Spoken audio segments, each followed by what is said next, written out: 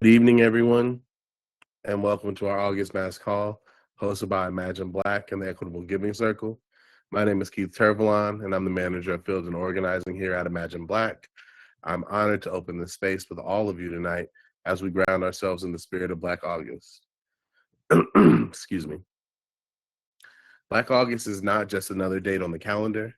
It's a month that carries the weight of our history and the promise of our future. It began in the 1970s inside the walls of California prisons when freedom fighters like George Jackson and Jonathan Jackson, along with so many others, risked and gave their lives for liberation.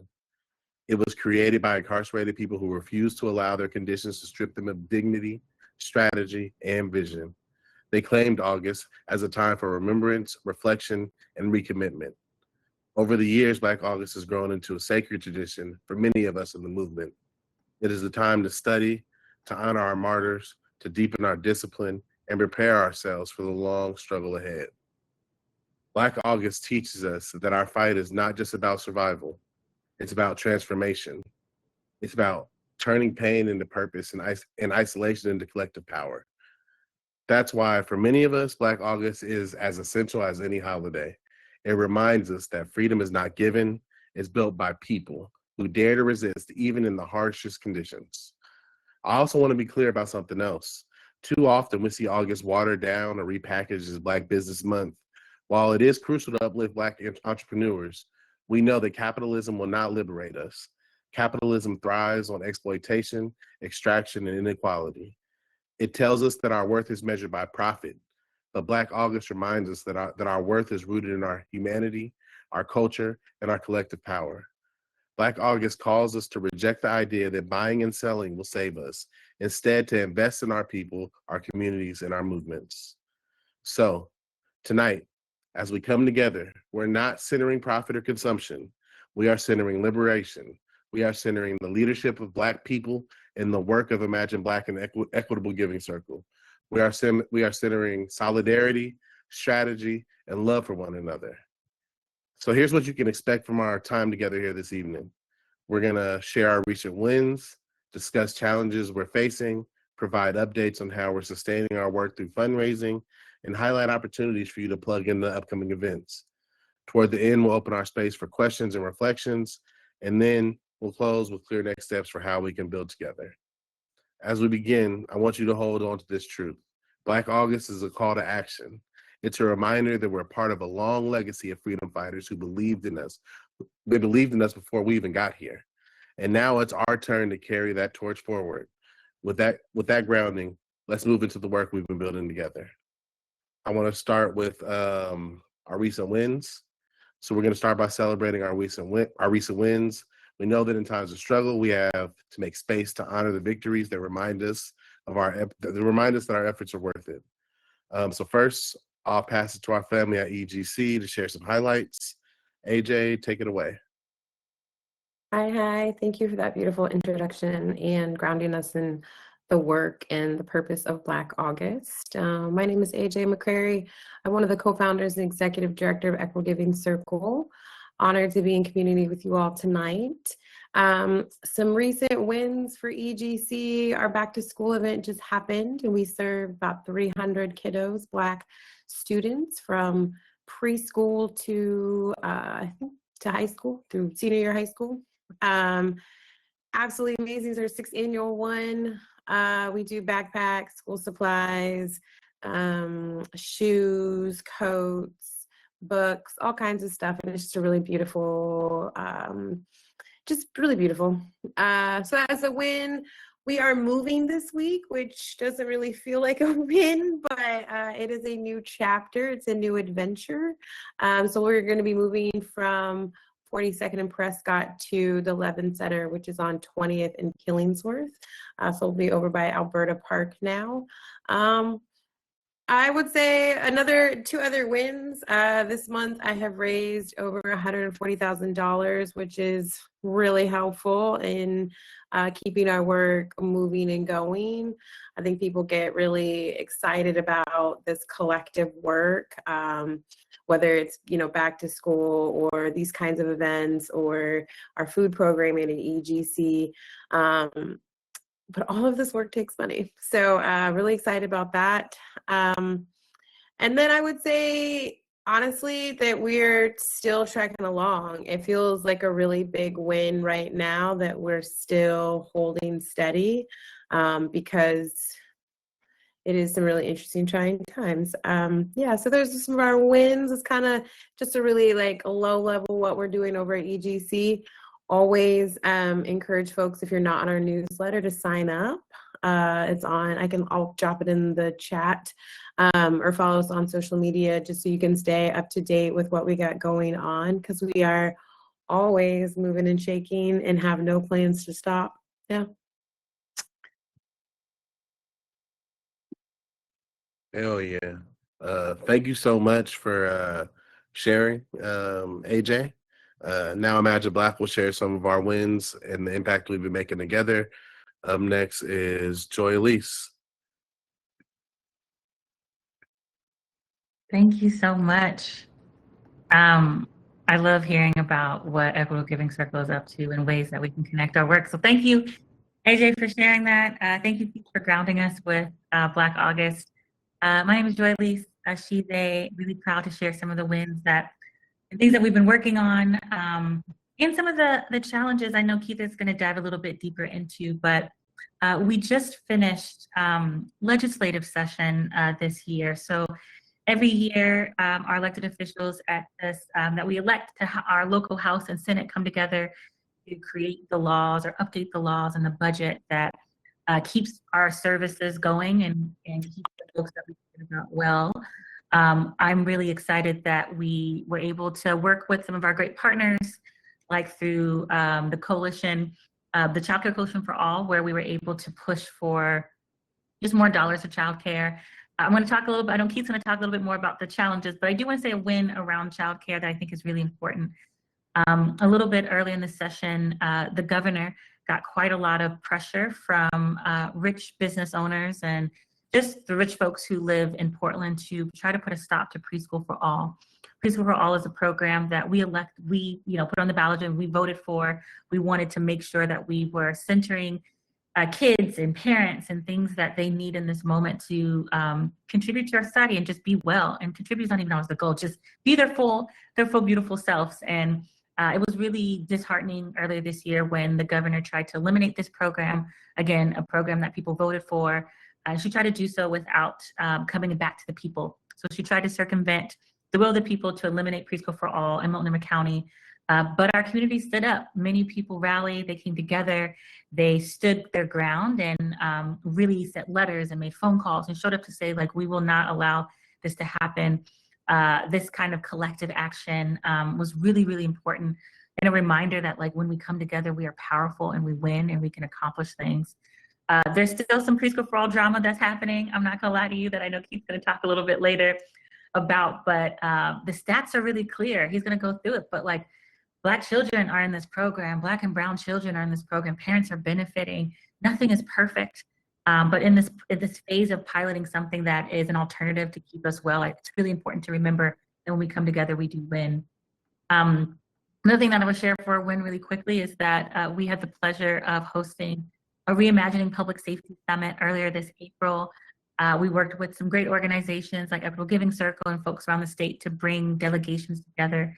The vision, I think it's really important in this moment, especially when everything feels so reactionary. We're responding to things happening at the federal level. I think almost every day there's some new drama, new fascist distraction. It was nice to have folks come together and just dream something that Black folks don't always get to do, because a lot of us have to grow up really, really, really young. So we came together and we talked about what it would look like if our public safety system loved us, cared for us, if it didn't see us as a threat. If we were able to govern ourselves, to keep ourselves well. It was an incredible space where Black folks from like all walks of life around the state were all in one space. We had elders, we had some young folks, we had folks from Ashland, Oregon coming through, and we were able to learn, to laugh, we were able to cry together and connect on a deeper level and support each other. I think the energy of the room really felt just magical and beautiful, and it was a great day of solidarity, a great 2 days of solidarity. So the summit just showed us what it would look like for us to come together around care and not punishment, to strengthen our collective vision, especially I think in this moment where public safety and public space is going to be the stage, I would say, for what fascism is going to be looking like. I think it's important for us to hold space for each other and dream of something different and figure out how do we get there.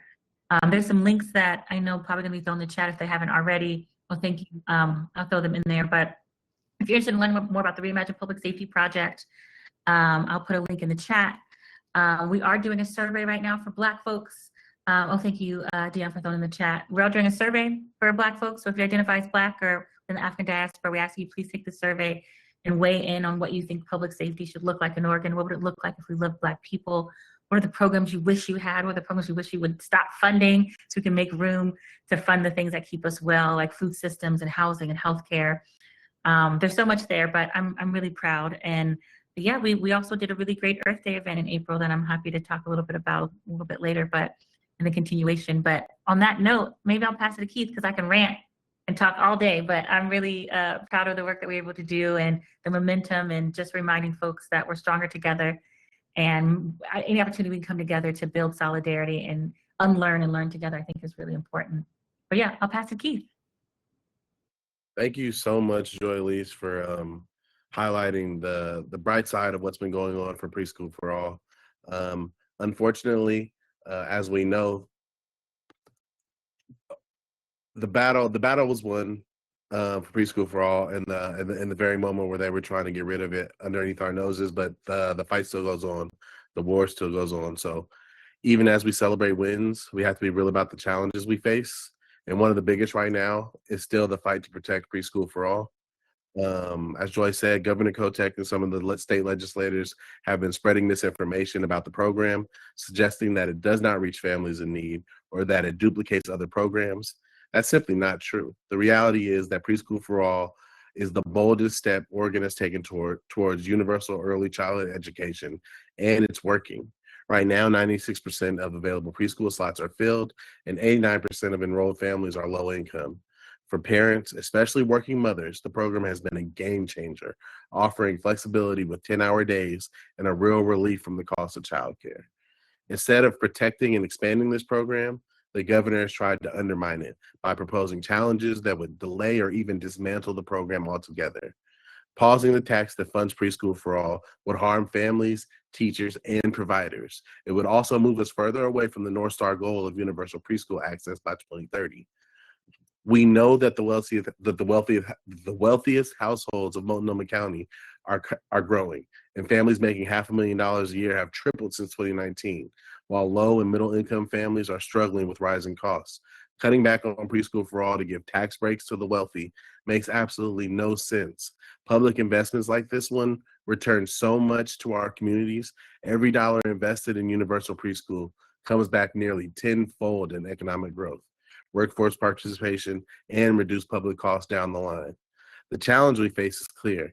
We must protect this program from misinformation, attacks, and make sure the democratic process is honored. Remember, we voted for this. Multnomah County voters passed Preschool for All in one of the highest turnout elections in Oregon's history by a margin of nearly 2-1.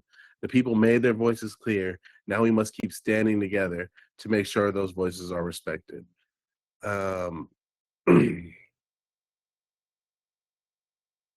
It's heavy, and I care a lot about Preschool for All. I care a lot about early childhood education.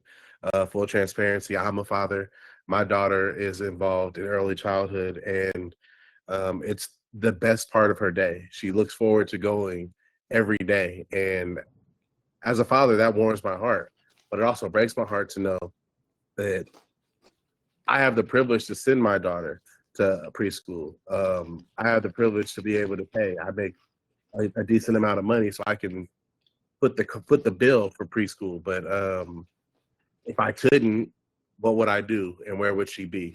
And the best part of her day wouldn't even exist anymore.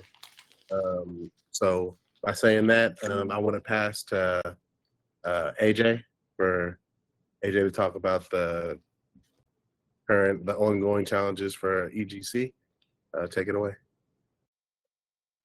Thank you for highlighting Preschool for All. It is a really important program. I don't think a lot of people collectively think about how much having childcare and also early childhood interventions impact our kids. but they're really, really important, especially alongside of food work. So, EGC does really massive food work for and with the Black and Brown community of Portland. One of the things that are really challenging, well, there's a couple things. Fundraising and funding is always a saga. It's just so hard. And it's so raggedy, not just in terms of our foundation community, but the disconnect our community has with how important it is to fund community grassroots work that has direct impact. Our community has really moved away from like the civil rights movement when regular people invested in community work. So thinking about Georgia Gilmore, she made plates to fund the civil rights movement to help Martin Luther King travel around and connect with different communities. The Black Panther Party was funded by regular people who believed in the mission and the work. They did whatever they could, just a couple bucks here, a couple dollars there. Local businesses showed up. People don't realize that a lot of those clinics had white and other race doctors who believed in the cause and who were generally considered like peace activists. And that's how or why they got into the space. So funding is something that's really difficult for us, and our community has really walked away from really having a care and understanding that it is our responsibility to fund our own things, and a little bit from everybody does make a difference. And I'm not doing the fundraising pitch or trying to make anybody feel bad. So please know that this is just something that we collectively need to be talking about, that money does move this work. And if everybody does what they can, we can move mountains. A story that I really love to think about in organizing is stone soup. It's called cactus soup in South America. It's called quill soup in Africa. It's called borscht soup in like Eastern Europe, or button soup. And what it is it's an idea of the collective coming together to make this meal. And it generally starts with a pot of water and this item. And the person is I'm going to make button soup. I'm going to make quill soup.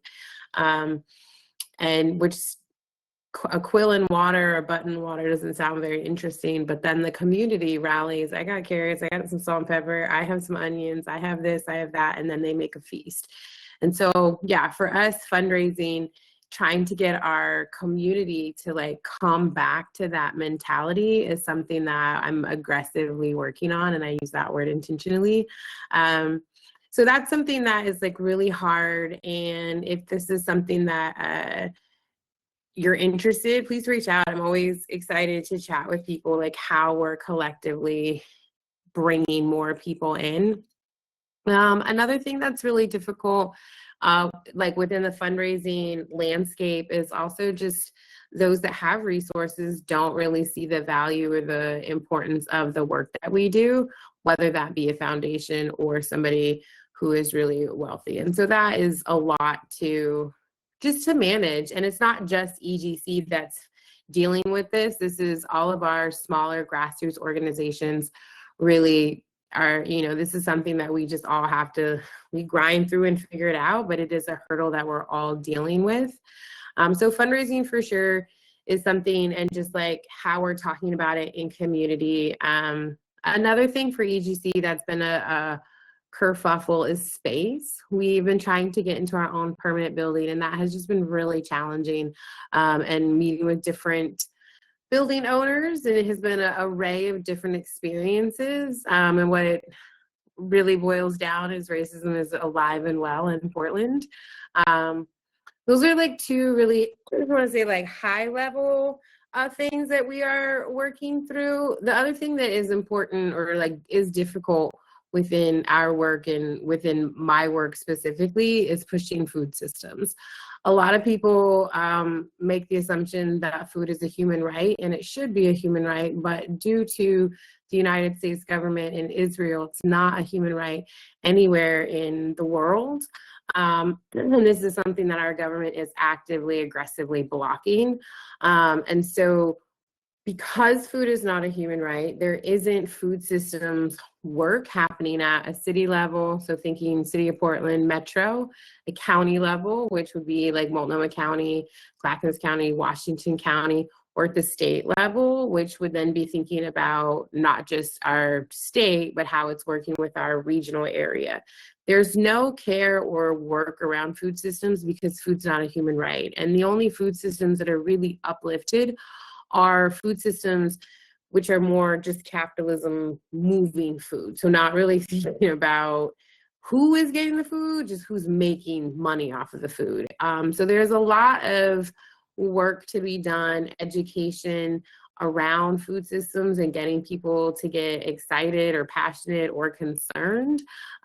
Food not being a human right means that our access to food can continue to be taken, whether that means monopolies that own stores or lack of safeguards, whether it's meat or dairy, or what is coming into the country and what we're exporting.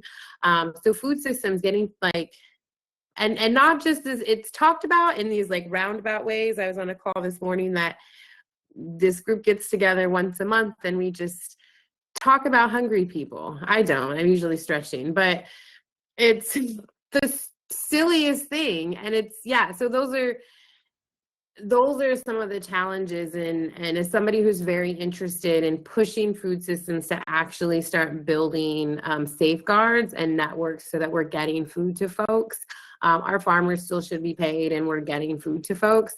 It's really a huge uphill battle trying to navigate this landscape, which is, there really is nothing here.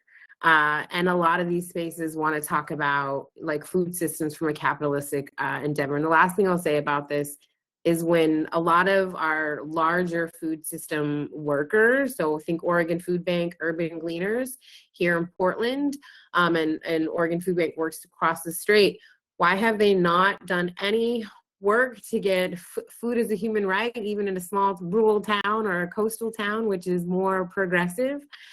Why are they not pushing capitalism to have better processes and waste management? And why do they allow folks to give expired food, right? So we have people who are really big players in this who are not actually moving things along or helping our most vulnerable communities. And so those are some things that are really difficult and interesting to navigate. Yeah, so, and I think about it a lot because we all eat and we can see what's happening in Palestine and Yemen and Sudan and the Congo due to the fact that we have cell phones and we're able to see, and we can see what lack of food does both to the spirit, to the body, and the longer people don't have access to nutritious food, the worse off like they're immediate. And then these issues become catastrophic. And once folks go into like level 5 famine, which is happening both in the Congo and both in Palestine right now, it's pretty much just a slow, miserable life until they die. And that's what intentional starvation does. And so I think about that here and how that, what happens abroad comes home or is already happening home, just not as loud. And so, yeah, that's something that's a really big challenge that I'm every day trying to wade through. And my team is too. My team is, we're actively all trying to figure out how do we make more headway in this space. Damn. Sorry, that was like a lot. No. It was, you are such a wealth of information, a wealth of useful information. And thank you so much for sharing the challenges, not only sharing the challenges, like breaking down what they really are for us. Sometimes we know what they are, but it makes them way more real when somebody breaks them down from the bottom to the top like that. So I really appreciate you taking the time to do so. You're absolutely brilliant, AJ. Thank you. And next I want to pass to Joy Alise, and we're going to be talking about fundraising updates. Take it away, Joy Alise. Thank you so much. Yeah, every time AJ speaks, I'm like literally taking notes. Thank you for dropping some knowledge and reminding us about what is important and just being willing to say things directly that need to be said. I think this is the time to, yeah, call things out in a way that I think people need to hear. So thank you. So I'm gonna talk about some fundraising, and ask. I think AJ set such a great foundation of there's something that shifted, I would say, in the way that our culture thinks about funding work that I'm happy is able to bring to the attention. We do need folks to sustain this work. I was lucky enough to be on a panel with AJ, like, what was it, a few weeks back. We were able to talk about this in particular, thinking about the lack of funding that comes to Black orgs, just a small fraction. And then when you think about grassroots orgs like ours, folks that are pushing, unapologetic in the way that we do our work and centering people, we often don't get the same funding that some of the bigger organizations are able to leverage. So what I'm asking today is that you or your friend or your family, that you help us think about how we can sustain this work long term. So this is our 16th year, our sweet 16 here at Imagine Black Futures, and our sibling nonprofit just hit 6 years. So 6 years of directly defending democracy. And we need your help, to be quite honest. We know the work of Black liberation, it doesn't always fit nicely in the philanthropy space. That's why we're asking for something different, something that I know EGC has been piloting for a while in other groups, just this community power fundraising. I'm inviting you, if you can, to make a small donation of $16 a month in honor of this moment of us continuing to fund for organizing, for leadership development, political education, to meet the moment. We have some really great things in the work coming up this fall and winter around ways we can come together and build our political education and meet the moment head on. And we know this work is only possible if by people like you willing to give to make sure that we're building a better Oregon. This is really about resistance. This is really about making sure that we can stabilize groups, but also that we can invest in us and our people. I want to be super real, like the line, with you. I think we are trying to hold the line locally. Some of us might feel super comfortable in this like liberal bubble that we are here in Oregon, but I do want to remind folks that like we're facing real threats here at home. The rise of fashion, or for many of us who've known we've been in fascism for a long time, we're witnessing, nationally, it didn't just come out of nowhere. It was cultivated locally. The elected officials who are circumventing democracy, our judges, these things aren't decided in a vacuum. This has been a strategy that they've been implementing, and they started locally, and they are here in Oregon. They did this through, neglected underinvestment and silencing groups like ours and people like us. So I do think it's important for us to remember how serious it is for our future to invest in the local things that we need to build our progressive left rooted in community. We need to hold elected officials accountable to the people, not to corporations or political machines. We need leaders who can co-govern with us, not just over us, or not over us at all, gosh. We need to co-govern together.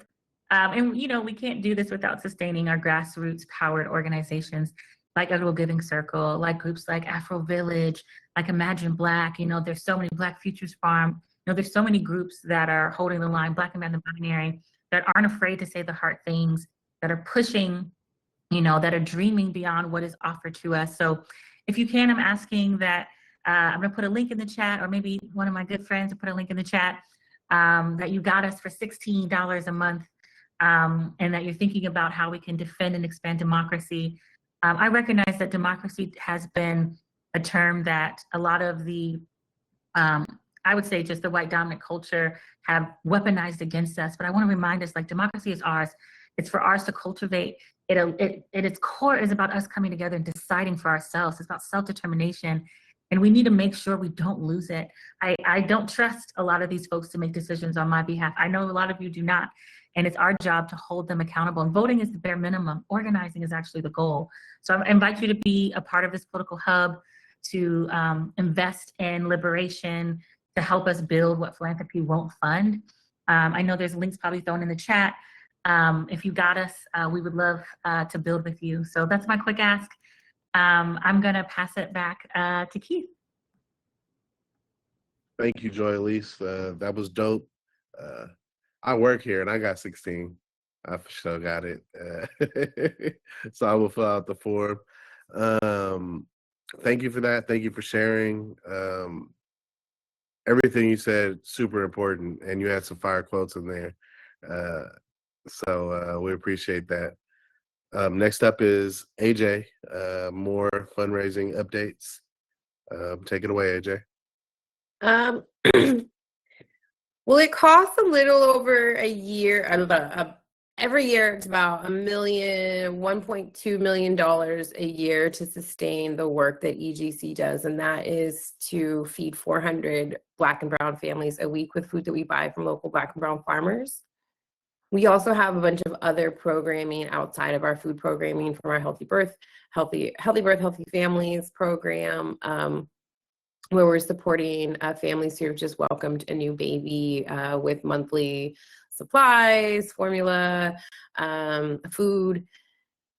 And that's a whole amazing program. Check out our website for it. I could talk about that for a really long time. Our walking group or blood pressure group, our Black Elder Care Garden project, our plant jam where we collect and give out plants. So there's a bunch of other programming that we also do in addition to the food programming. And it is all about cultivating and building community connections. I think something that's really different about community building here in Portland versus one of the other places that I have deep experience of community building is New Orleans. That's my college town. In New Orleans, a lot of activities are around gathering and conversing and sharing meals. And so by attending community events, you are just naturally making friends and connections, whereas our community events here in Portland often are attend something and listen to folks. And so a lot of, like, not necessarily when we have virtual programming, but a lot of our community events, even at market, it's really about cultivating those community connections. So I really encourage folks to lean in and to explore all of the programming that we have. It's all listed on our website. It's both on the calendar and it's also listed in the tabs. We have a podcast. On the podcast, we have all kinds of amazing community organizers. There's an episode with Joy Alise. There's an episode with Dr. Carmen Thompson, who is a historian. There's an episode with my son, who is a little young development genius. It's just a really beautiful project. So I really encourage folks to get excited about the general work.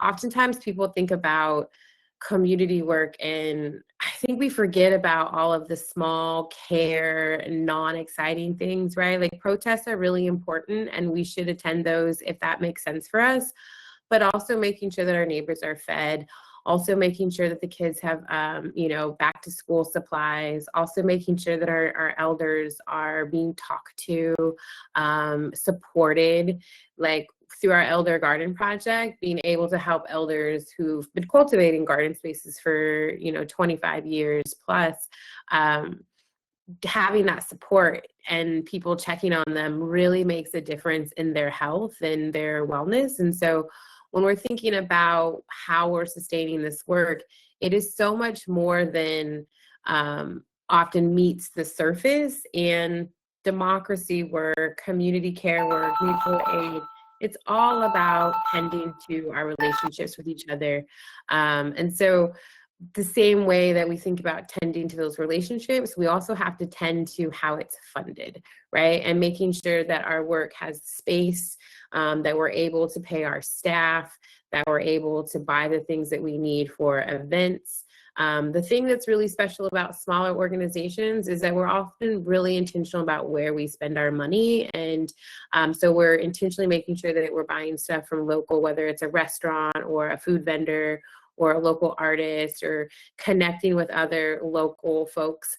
So when you are funding us, you're also making sure that money is staying in our community, right? If you think about how EGC spends or how Imagine Black spends versus like a big giant organization like the American Cancer Society or Oregon Food Bank, our money is going to stay close into our community. And this is part of our own Black economic system, right?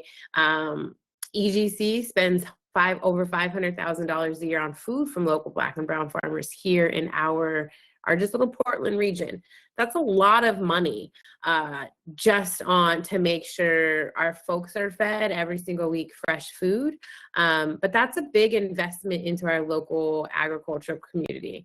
And so when we're asking for funding, that is what we're funding. EGC has always been funded overwhelmingly by our community. So we have 620 recurring monthly donors at all levels. We have some folks that donate at $10, and we have other folks that donate at, $300 a month.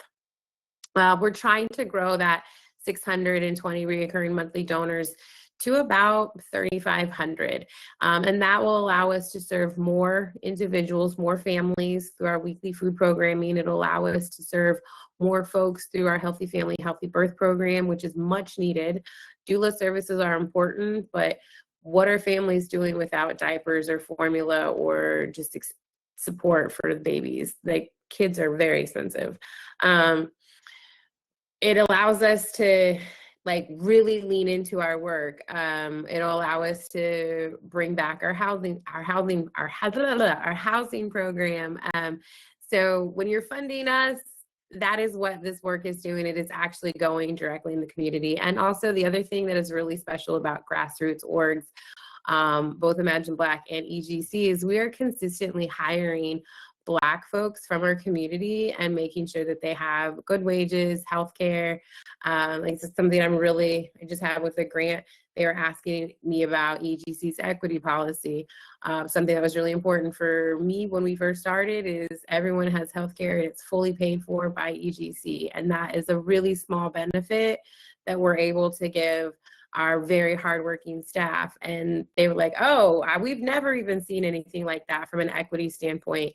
But it shouldn't be an extra $800 out your check for healthcare. That's rough. So that's what you're funding. Your money is going into our community. It is feeding people. It's creating jobs, and it's creating stability in your community. So if you are able, I will also encourage you to please sign up as a monthly recurring donor for EGC. All amounts help. All amounts matter. Our average food box costs $40 for about 25 pounds of local fresh produce. So if you want to just cover the material expense of a box, that is what it costs. And being able to cover one box a month is astronomically helpful. And we're feeding our elders, we're feeding our babies, we're feeding our vulnerable community members, folks in between, and it does make a difference. So and I would encourage y'all to think about it as an investment into our community. Investing in EGC, investing in Imagine Black or Afro Village or Black Beyond the Binary is important. And if you can't make an investment, talk about this in your community, because you might know people who can. And if you are making an investment, talk about it in your community, because there's people that can match you. And the more that we actively talk about this collectively, the bigger our circles are going to grow. And that is what we are trying to do. And that is something that, from a historical standpoint, thinking about Black August, thinking about the Black Panther Party, thinking about the civil rights movement in general, it was the community that rallied and showed up. And so what you can do does matter and is significant. And don't let anybody tell you that it's not. And, if we are going to keep saying that, we got each other, we actually have to make sure that we're investing in each other. Thank you so much, AJ. You really bringing it today. All the helpful information. It's actually inspiring, because we say it so often, we got each other, we got us. But if we're not putting our dollars where our mouth is, do we really? And that stood out to me. So thank you for bringing that up. And it's really dope that y'all give y'all people health care. I work at Imagine Black. This is the first time that I had full health coverage in my entire life, and I am almost a 40-year-old man. So it means a lot. It means a lot. Next, we're going to be moving into upcoming events. We want to make sure that folks know what's coming up and how you can plug in. So let's start with our upcoming events here at Imagine Black, and I'm going to be passing it back over to Joy Alise. Thank you so much. Feeling good in this space this evening, but yeah, I'm here to plug some events, y'all. Some things that are happening. We have an event coming up very soon on the 31st, a Sunday, from noon to 4 p.m. Zines and Zaplings. I always mess up. I think I said it right this time, but we have this really cool Afroecology program that we created with community back in, 2017 and 18 with Africa House, and we're going to be launching a zine. A lot of beautiful hours of labor and dreams went into this beautiful Afroecology. It's been a long time coming. This publication and organizing tool was created with Black voices, environmental justice, and cultural memory. It's a really good document. Like I'm really proud of all the folks. I got a chance to work on it. But we're going to be doing this event at our office space in Old Town. You can sign up to get a free tree with Urban Forestry. They got some trees that they're hoping to pass out to folks who live in Portland. This is a sign up and you'll get your tree a little bit later, but they want to give us some history and get us prepared for this tree. You can come and get a free zine. We're going to have some food, some music. We're going to watch a documentary. I think most importantly, we're just going to be with each other. And what does it feel like to just have our movement be mindful of healing justice and environmental and climate justice, and how that connects to building connections and with community. So if you're down, I know there's going to be a link in the chat. We would love to have you. We're just RSVPing to make sure we get our numbers right and have enough food and making sure that everyone is safe. But we are really excited to hold space with you in person in Old Town Portland. All are welcome. We're definitely going to be centering Black folks like we always do. So we have some limited spaces for non-Black people. So for y'all who are not, we're going to ask you to act right in the space. But we're really going to be excited to just be in community with you and show you what our office space called the Center for Black Radical Imagination looks like. Another thing that I'm giving you, save the date. I need to get this flyer out, so it is on me. But we're going to be going to Oxbow Park out, close to Gresham on October 25th with Rosewood Initiative. We're just going to have like a laid back, kick back type of day. We're going to play some yard games, have some barbecue, just be with each other, have a time for us to just fellowship, if I'm quite honest. Rosewood's going to be helping out. They have these beautiful shuttles for folks who may not drive or may not want to drive in the woods. They're going to be shuttling folks from Rosewood Initiative to Oxbow Park.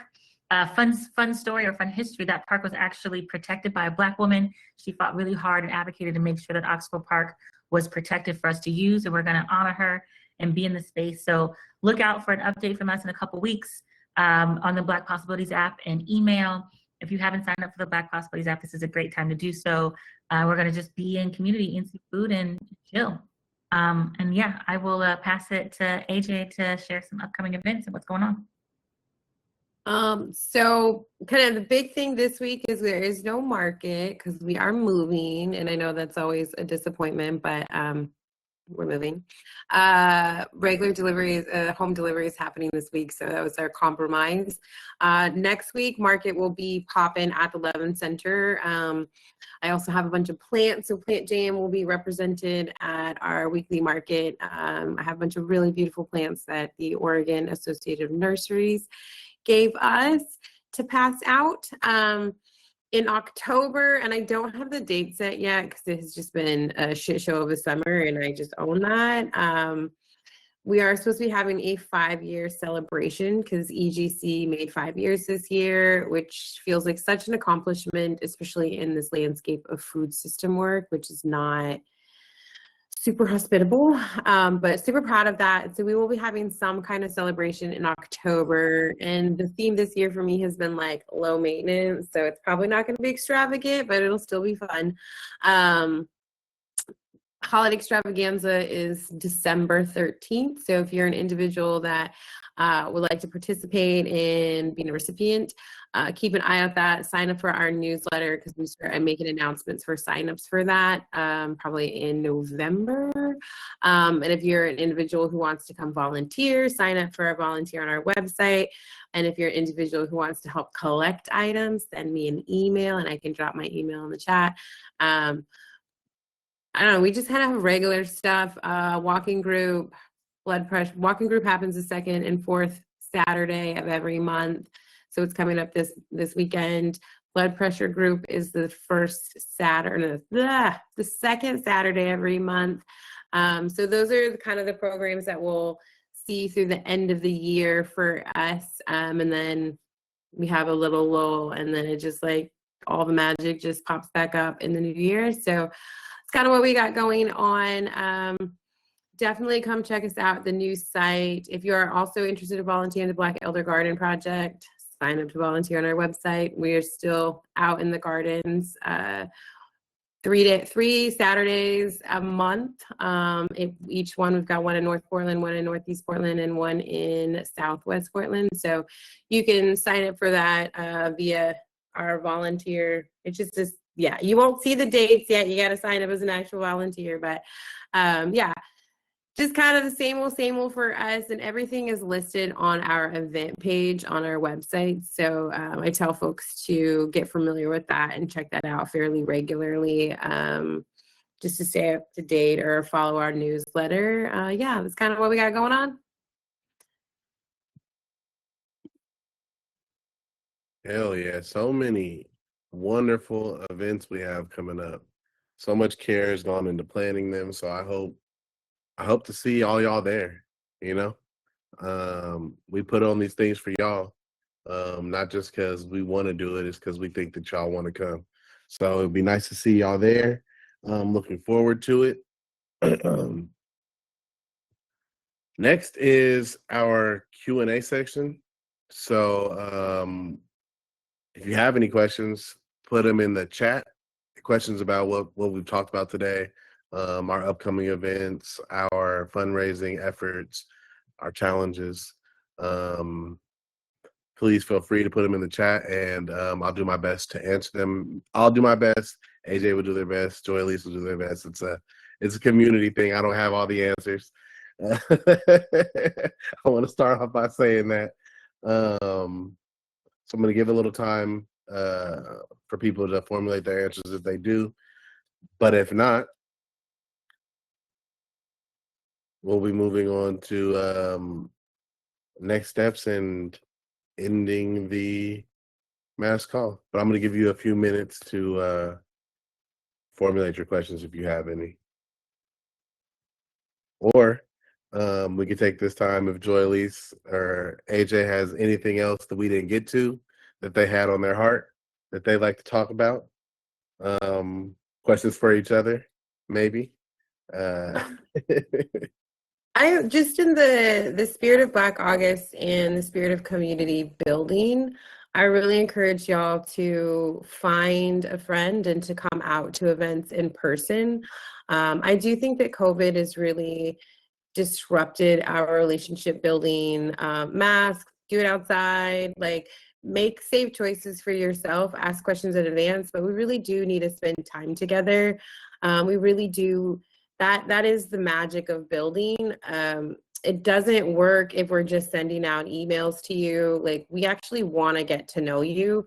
Something I tell my volunteers is like, I like to get to know you to the point that at least I know, are you a coffee or a tea drinker, or like you hate coffee, right? Just like something small. It doesn't need to be anything like intimate about you, like not to like push people out of their comfort zone, but what are things like, for me, if I'm organizing or getting to know you, like what are, things, just something to make you comfortable, right? Like if I'm getting coffee and I don't want to walk in without, or like something very simple like that. But come show up, and also like keep coming back. I think that's something that's really warped in our community building space in Portland, is that we don't realize the importance of not just showing up ongoing, but it takes time to build relationships. I've been in spaces where people say, well, I went one time and I just didn't find anybody I met or I liked or I vibed with. You might need to go 4 or 5 times before you start like getting comfortable or finding the right people in that space, or whatever it is. But keep going, keep showing up, and find different places, right? Like we've mentioned other organizations here on this call, not just Imagine Black and Equitable Giving Circle, but Black Beyond the Binary, Black Futures Farm, Mudbone, Afro Village. There's a bunch of organizations that are doing really important work in our city, and find the group that you best align with, and then really show up. And invite people with you, right? You got that cool neighbor, you got that, you know, lukewarm coworker, you got that super rad cousin, bring them along. You know, and that, like, not only will that strengthen your relationship with new people and community, but it's going to strengthen your relationships with those people that you see more regularly. And so I would just encourage y'all to really, you know, show up as much as you can. And community building is also really good for our mental health. We always talk about wellness. And I'm like on a wellness tip right now myself. And community care, community building, talking to people in community is really good for your mental health. And it's another way of skill sharing and strength, like building skills. So come on, like really make a point, and not in a like stretch yourself beyond capacity, but come on out. We really do want to see you and get to know you. And it's also cool when you start to meet people in different community spaces. And then when you run into each other at the grocery store or, you know, at the coffee shop or wherever. And that's how we build a stronger community, right? It is the getting to know each other and taking time. And that's something that I noticed that's really different about like organizing in the Deep South versus here. Is in the Deep South, there's always time for a 20-minute conversation, always. Like to the point that sometimes you're like, I don't know if you know how time works, my friend, and those still time. Here, we don't have that same relationship, and I just encourage us to find little moments to chit chat and connect and get to know each other. And you will see over time, not only how enriching it is in how you feel, but those connections that you have in community. Thank you so much for sharing, AJ. That was beautiful. Do you have anything you want to add, Joy Elise? I mean, how can you follow that? It said everything that was on my heart. I know that I get so much from community. It helps my mental health. This is a challenging time for a lot of us. I mean, for most, I would say probably all of us, there's a lot of fear. I have lots of anxiety in the moment. And every time I'm around folks, I feel a little bit better. I got an opportunity, gosh, was it yesterday, 2 days ago, to be with AJ and see some of these gardens and pass out some trees. And it was just so lovely to be in community with someone and to talk about things that are stressful and to get reassured or get advice. And I just echo everything that she mentioned. Find some folks, see each other in person if you can, be safe, wear your mask, keep yourself well, but like see each other. We really need each other now. I would also encourage in Black August to find a book or a reference or a list of an article and just do some political education. Part of what I think is really hard in the moment for me is coming to terms that I've been in some vacuum spaces. You know, I've been in spaces with like-minded folks who are always reading things that are happening and always up to date. And then I was like, oh, the rest of the world, the larger community may not be doing this. So yeah, let this radicalize you. We're working on a book club right now to get this book going so that we can read together and unlearn and learn together. There's a great online magazine called Hammer and Hope. I would recommend to folks just bite-sized information about Black political things that are happening both locally in the sense of American context, but also globally. And also, I think it's time for us to learn about how other folks around the world have been fighting and surviving under fascism for a long time. And there's so many lessons globally from, you know, Black folks around the world that have been figuring out how to do this work. Folks, our ancestors have been doing this work for a long time. So I don't know, just encourage you to learn and read and do that community. Maybe start your own little book club, get some tea and with some friends and talk about an article. That's all I'm thinking about. Yeah.